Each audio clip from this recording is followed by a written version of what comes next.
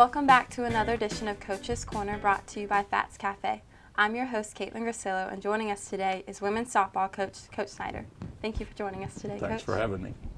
What are your thoughts on your team so far this year, as not everyone thought you'd be 17-5 right now? Well, it's happening exactly like I thought it would happen, and part of that being the success of last year and the people that we lost. I think a lot of people sold us short the start of the year, but I knew what we had and what we had brought in, and I knew we were going to be just as good. So it has worked. A lot of people took us lightly, and have come in and lost to us, thinking it was going to be an easy day, and it didn't turn out that way for them. Yes, sir. Who has impressed you the most this season, offensively, defensively, and why? Offensively, I think that pleasing me is probably Sam Chubb and Sarah Monti, and and I say they please me. They're not surprising me. I knew they could do that. Now, surprising me was probably Sydney Murphy, who's a freshman and who's leading off for us all the time. Now, she's been a surprise because you don't expect to have a freshman come in and be such a good leadoff for you her first year in the lineup. So those three. Ashley Metz, she continues to please you, with her play and her offense, but it's not a surprise. Right. So. Now, what about defensively? Defensively, we've struggled a little bit defensively, and we have more errors in the first fourth of the season than we did all of last year. We probably, if you went back and really looked at it, we probably have more errors now than we did in the past 2 years collectively. I don't know why that is. I'm not going to look a gift horse in the mouth because we're 17-5. I mean, okay, make a few errors. Right. If we're going to win and do it, right. Hey, boot it around a little bit. That's fine. I think it's a different style of pitching that has caused it. I don't think our players are worse or anything like that. In the past, we've had pitching that just basically dominated batting orders, and you come out of there with you're averaging 10, 11, 12 strikeouts a game with Cornegay.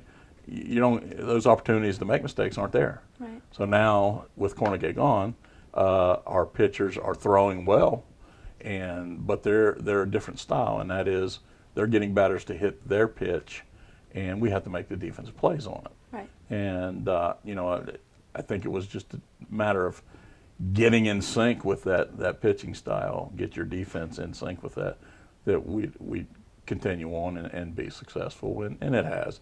I mean, the errors are far and few in between now, but there in the beginning it was quite a show we put on out there.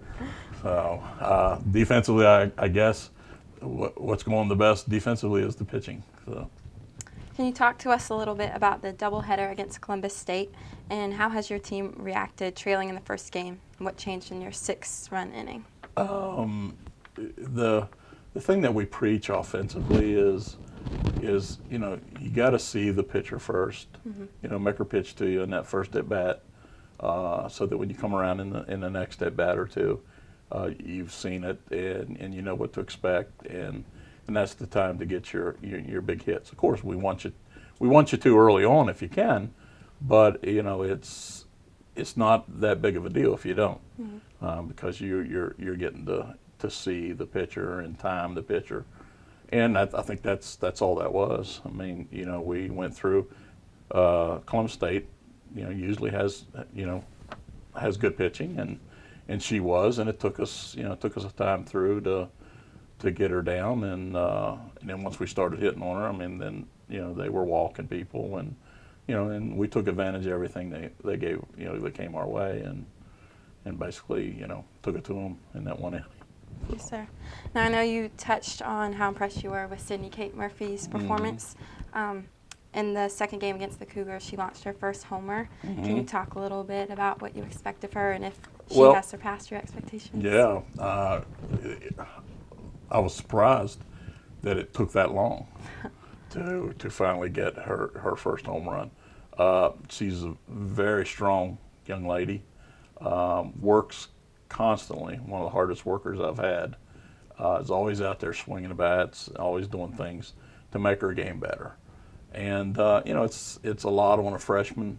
You come in here and you don't know what to expect at this level, and get thrown out there as the leadoff hitter. And the one thing about a leadoff hitter is you're going to get one extra at bat on everybody most of the time. So that's giving her that one extra opportunity to shine or not shine. And most of the time she shines. I'm very happy to have her here, and very happy to be her coach. So she's quite extraordinary young lady. 4 homers in her career and 5 last week. Talk to us about Andrea Daring. What has been the biggest change to her approach? I'll tell you what, I'm so happy to see Andrea having this success now. She has struggled and struggled, and her first couple years here, and at times she would catch a little bit of fire and hit the long ball and do a couple things, and then most of the time that would fizzle out and just struggle. I think it's fair to say that it's here to stay, that this isn't going to fizzle out. She's finally got to the point where she's making good choices of pitches, and she's taking good swings, and you talk about swinging a bat hard. Man, no, I don't believe I've had anybody swinging harder than her in 28 years. Right. So when she makes contact, I mean, she hits some long shots. Do you know what factors might have contributed to such a positive change? I honestly don't. And a lot of times coaches will be left scratching their heads, after they've worked with somebody day in and day out for a long time, and it's just finally one word, something clicks, and you go out and she has a game where she puts together, a couple of hits, a home run, double, whatever, Right. and she's feeling that swing, and it all finally comes together for her.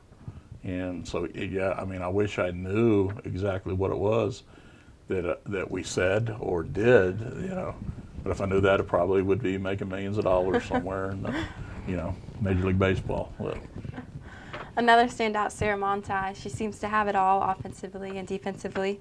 Where does she stack up against the rest of the PBC and region play at her position? she has been underlooked for the last 2 years. Sarah Monti is probably the best outfielder that I've ever had here in 28 years. She's just all round great player. I mean, she has super defense. She plays the outfield like nobody else. I mean, she can tell where batters are going to hit the ball, and she's already making movements, to that area. And that's why she catches ball in left and right field. You almost don't need the other two outfielders because she can cover it all. You would think that by watching her. She's got a great arm, a rifle for an arm. And people know that, so they don't try her too often, to take home when she's got the ball. And her bat has really come to life. I mean, she's hit some real good shots out there, a couple home runs, some extra base hits, and then she's a threat to bunt. I mean, we had her, I forget what game it was, but one inning she hit a home run, and then she come up to bat later in the game and tried to drop down the bunt and go. I mean, that had everybody playing back because she'd already hit a home run, and she's got the speed and agility to get on, by bunting. So, and it's all about, getting on base. It's not about posting the numbers, hitting another home run or anything with her. I mean, she's all about winning and wants to do whatever it takes to help us win. That's all you can ask for. Yep. On PacerSports.com, there was a feature this week on Samantha Chubb and Ashley Metz. Talk to us about the process of getting them both from Aiken Tech to Aiken.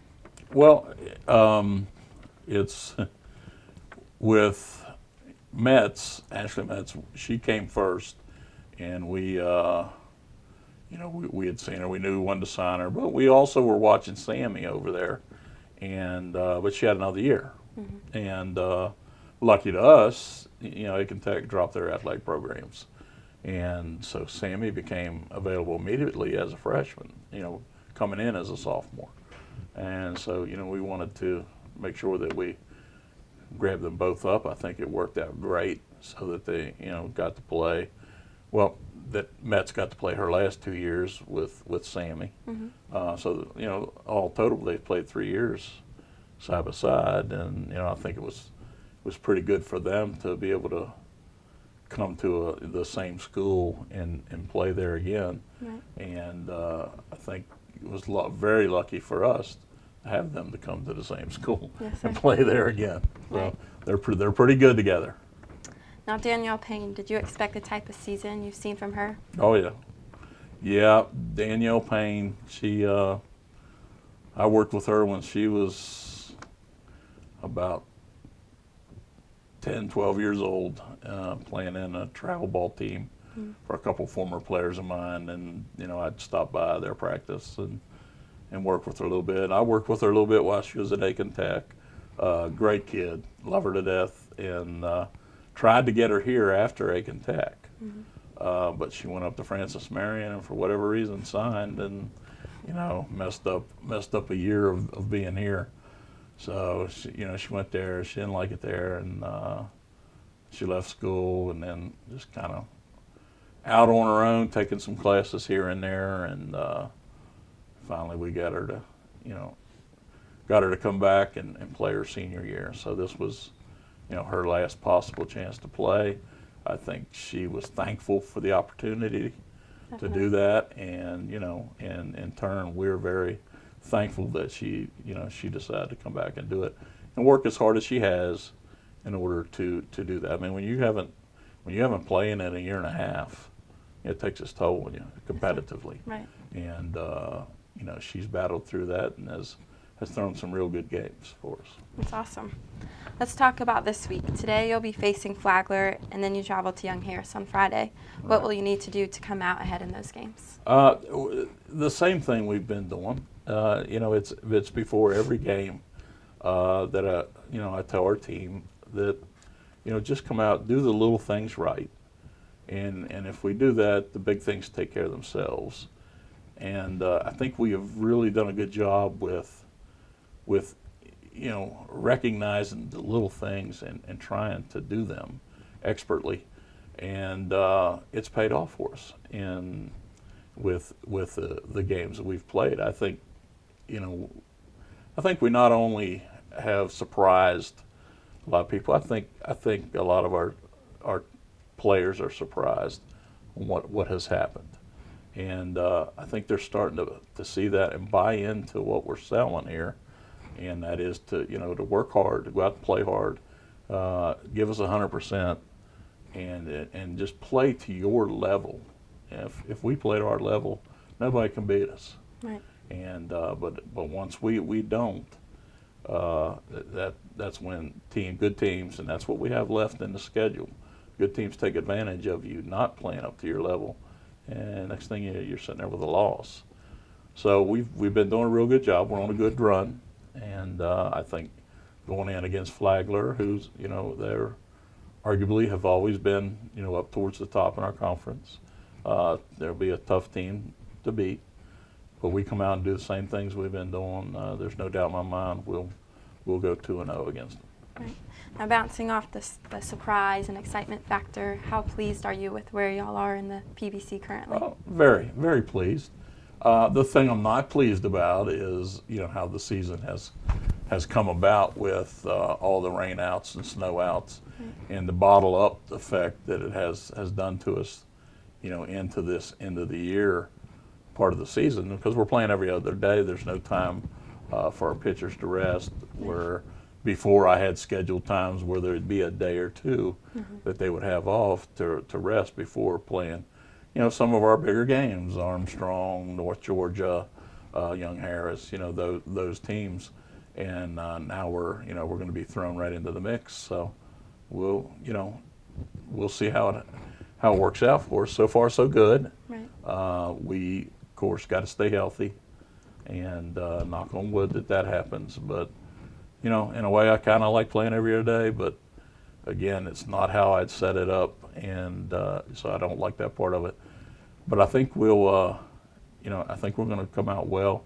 I couldn't be more pleased. I mean, you know, we're sitting here with, 10 wins in the conference, and by far the toughest conference in Division II softball. So yeah, hey, I'm a happy guy right now. Yes, sir. Well, due to those weather storms, your team has lost several games from the season. What is it that your team needs to do in order to secure an NCAA berth? And that's a great question, and that's one that I'm sure a lot of coaches are asking themselves. Because, you know, the one good thing is it wasn't just weather in Aiken, so it's Right. not just USC Aiken that has this problem. There's other schools. And when you have big tournaments that people go to every year, you know, we had 2 tournaments that didn't make and didn't play because of the weather. That was a loss of 10 games, 5 games at each tournament. So immediately losing 10 games out of there that, hey, I felt pretty good about us being 10-0 Right. out of those 2 tournaments, maybe 9-1, 8-2 at the worst. So that's a lot to say, hey, all right, now you're not going to have this. Now we did pick up 2 doubleheaders with Concord and Pfeiffer to help you know, take away from those 10 games that we lost, but still not enough. And when it comes down to it, it becomes a numbers thing, and you say, all right, you know, we're 30-10, but they're 40-10. Right. Doesn't 40-10 sound better than 30-10? You know, and they look at it as, hey, there was 10 more games that they had the opportunity to lose. Right. So that's where the number becomes. So right now we just got to keep winning. I mean, I'm thinking probably to get to postseason, we're going to have to be as close as we can get to 30 wins to be able to make it in. Because if we get to 30 wins, that means we have won some good ball games. We've got to beat these teams like North Georgia, who is nationally ranked in the top 25.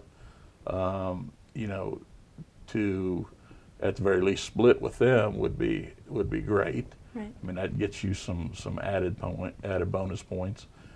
Georgia College is ranked. Same thing. Split with them or sweep them. You know, that's going to add something big.